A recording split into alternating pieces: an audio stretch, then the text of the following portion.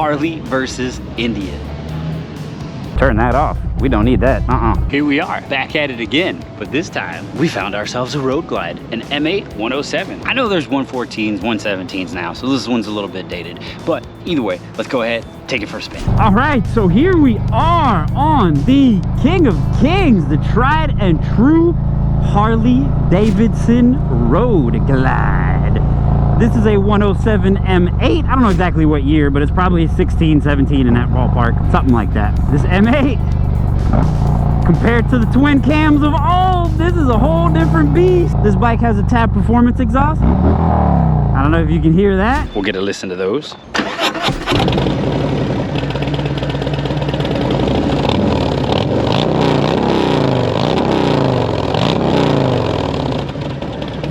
We're gonna go ahead, take it through the slow speed stuff, just get a little feels on how it feels. Say what you want to say about Harley. When they came out with this M8 motor compared to the twin cams of old, it was an advancement, man. This engine is refined compared to those. It's smooth, the vibration levels went down, power delivery is a lot smoother, the sound is just aggressive. Like, this is a more refined, developed engine, and it's apparent and immediate as soon as you kind of get on this bike and feel it. Boom, going through this slow speed stuff, and I just got off a twin cam as well, so it's like really fresh in my mind. There's no comparison to how smooth this is compared to that, man. This slow speed stuff, this bike is well balanced.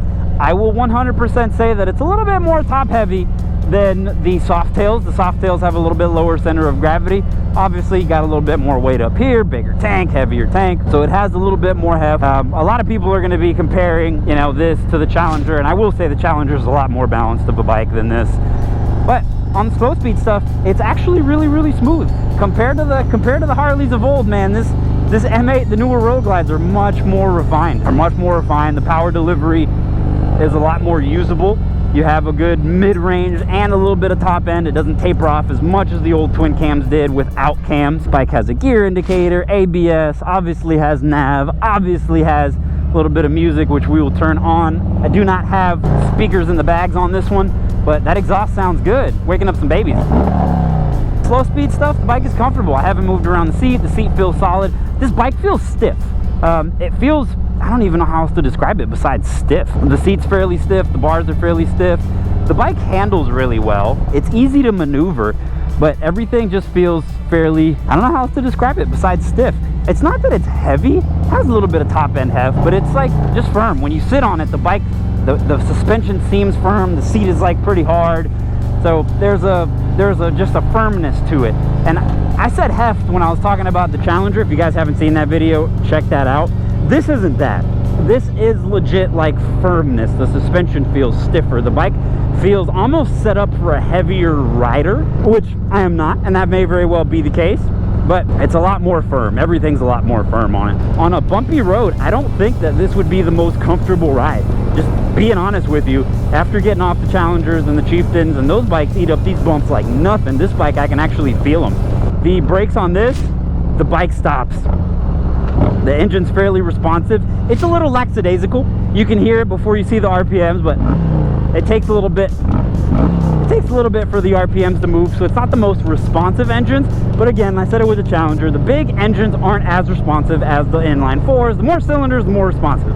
So it is what it is. It's fairly responsive for what it is, but I really do think that the twin cams were a little bit more responsive. It may just be that this is a stock bike. That always has a lot to do with it. Tuning it makes that stuff better, just better in every way, shape, or form. But overall, solid seating position. I'm held in, like I'm not getting pushed back in the seat. I can move around on it a little bit. It has a little slickness to it. Rear brakes are firm. Front brakes, whee, also firm. Yeah, these brakes are solid. I just got off the Softail and the front brakes on that suck. These brakes are decent. They're not the best, they're not the worst. They are adequate for the bike. If you're not going to be pushing it and you're not going for performance style brakes, they're adequate. I would definitely not consider them in the performance category the same way that I would the Challenger brake, but they will 100% get the job done. I don't feel like this bike needs more braking. I really do think that a solid pad swap will be more than enough for this bike. And they could be older brakes. The rear brake is actually firm. I like that, man. I like a firm rear brake. I prefer to just use rear brake unless it's an emergency situation, and this bike can give me that. As far as wind protection, man, I feel wind just in the ambience around me. Let's pass this. Oh, that torque is instant. You just tap the throttle and it goes. Oh yeah. Put it in 6 and cruise. As far as the ambience is concerned, it's good. I feel wind around me, so I'm nice and refreshed, and I'm not getting hot. I'm getting a little bit of air on the top of the helmet kind of going through, so my head's cool, but I do not feel it on my body. We're going 55 miles an hour. If I'm not mistaken, you can close that, block off a lot more air, pop that open, get a little bit more air here. I like that. That's the air that's hitting me in the face and going into the helmet. If I was to close that, it would go above me and I wouldn't get, you know, my top of my head would be really hot. But honestly, so far, smooth. It's a nice cruiser, man. It really is. This bike is designed to put on miles, and you can tell that it's designed to put on miles. It is a little bit more firm than I would like. For some reason, I feel like this bike should be a little bit more plush, and it's not that. It's firm, it's not plush. Taking this little left-hand turn, the bike is stable. I can add more, I can take away, I can move around in the corners, so it definitely handles itself well. It doesn't feel like a 900-pound bike. It really doesn't, and a lot of these big bikes have that ironed out. And just like most Harleys, man, you get that thun on the shift. Like, you can tell what gear you're in. You can tell when you are in gear, better said. See if we can get some music going. Oh, that's commercials. No, sir. Turn that off. We don't need that. And it is a bagger. So I didn't talk about this while I was out riding, but of course, we have seated luggage. And here's what we're gonna do. We're gonna do the boot test. So, bow. There it is. This one has the equipment for the sissy bar. It doesn't actually have the sissy bar. I actually haven't pinned this bike at all, so we're about to get raw impressions. I've only taken it to like 4,000 or 5,000. Here we are. First gear, give it a punch.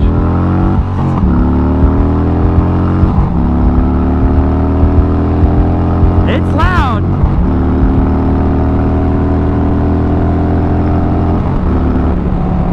Man, so this M8 definitely makes a lot more power than the twin cams, and it carries it a lot better. Like, it's making raw power at the top, but the mid-range is where this bike is at. 2,000, 3,000, 4,000 RPMs is exactly where you want to be.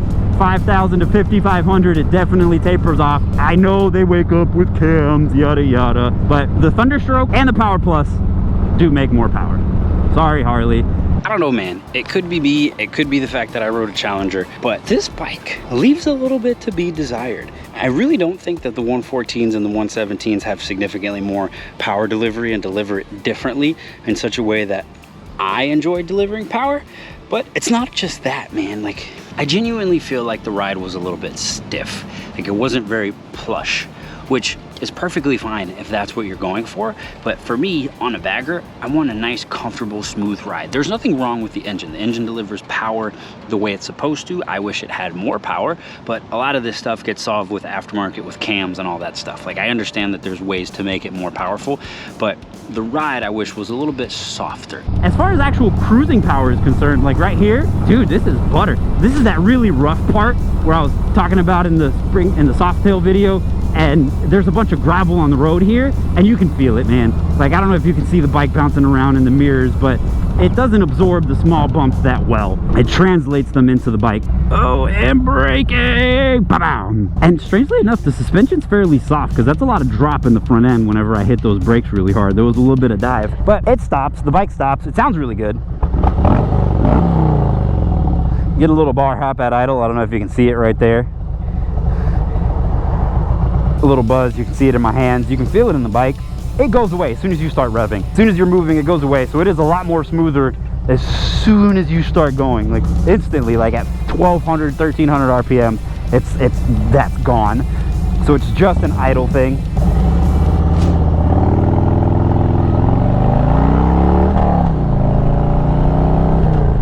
Yeah, that's exactly where this bike is meant to be, man. Mid-range revving right there, 2,000 to 4,000, taking it nice and easy on a cruise. I would call that brisk acceleration. It's good for brisk acceleration. Yeah, that mid-range, man, it feels like it accelerates more from 3,000 to 4,000 than it does from 4 to 5. And that's true for most of the big twins. This bike definitely wake up with cams and all that stuff, yada yada, I get it. But as it is in the stock configuration, it leaves a little bit to be desired at the top end. I like revving. I'm sorry. I enjoy revving. I enjoy making power at the top. Right here, super slow. The bike is comfortable. Neutral's fairly easy to find. It's not bad. I've had to play with it a couple times, but I always end up finding it. It's just I've had to go back and forth once or twice. See if we got music now. Running to the other side, when it's time to leave. Sounds good. Right now, 50 miles an hour, 3,500 RPMs. I can't hear the music at all. It's at full blast. I cannot hear it. So it definitely needs some added speakers because, yeah, on a long cruise with a helmet on, you should be wearing a helmet. It's definitely not gonna have the volume for you to hear it through the helmet.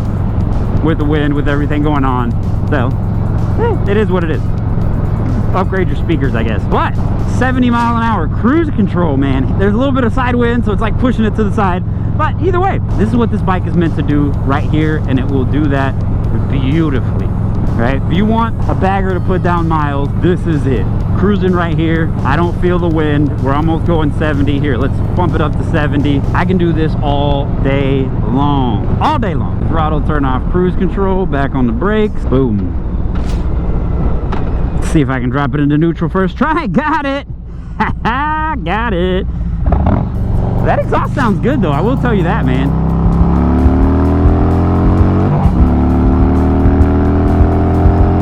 It doesn't have the most power, it really doesn't, but the power that it does have is effortless. And I will say this, like I was saying before, this M8 is way more refined than the twin cams of old, and it does pull all the way through. The power carries very well. It doesn't feel like it drops off, but it does have more punch in this mid-range right where I am right here. But for cruising and actually taking it nice and easy, man, you can't go wrong with this Road Glide. You can't go wrong with the M8s. I personally prefer a little bit more power, so I would have to do some sort of mods to this bike to make it faster. I prefer more carry. I prefer the bike make more power at the top than it does the middle, even though I do enjoy a little bit of mid-range punch, and this bike does deliver in the mid-range punch for sure. Overall, I think it's a solid bike, man. It's smooth. It's definitely not as soft as the Indians, and I'm comparing it to that because it's like comparing this to a Challenger is exactly what you're supposed to do. If you're in the market for a Road Glide, a Challenger is your next option and the only real competitor to this thing. And I would encourage you to at least go to an Indian dealership and give it a ride. Ride this bike, ride that bike, make your decision based on what your ass tells you when you ride it, because they are different bikes and they offer different things. Like if you prefer more bike feel, this is definitely the bike for you, man. It's a little bit more rugged of a bike, like a Jeep Wrangler, you know. It's a little bit more rugged, right? It has that, I don't know, that firmness, that stiffness, that kind of off-road feel that you get in a Jeep. This bike has that, so it's definitely more rugged. The transmission is firm. It gives you a nice clunk. The way it delivers power is more traditional cruiser, to where you have a lot of low end and not so much top end, to where it's kind of like effortless and easy to just accelerate. And this bike has that, man. It has that low end on tap. The bike is balanced. It's not going anywhere. It doesn't get blown around by the wind. I would say it's a little bit top heavy compared to the Challenger, but it's a solid bike. My personal preference, I'm sorry, it would be a Challenger. This is a damn good bike though. This is a damn good bike. You don't feel how fast you're going. The power gets there, but here, this is the part where I actually speed a little bit and give it some acceleration. Wait for this bus.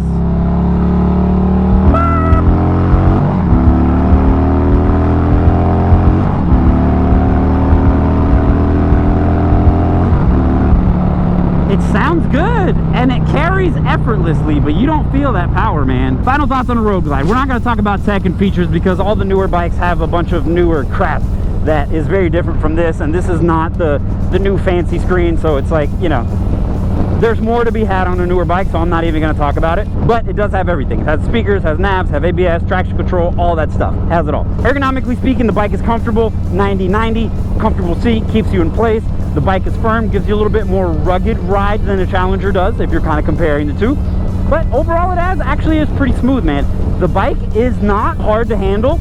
You do feel the weight at the end of the steering. So here, when I go back and forth, I feel the weight of the bike a little bit more than I would like to.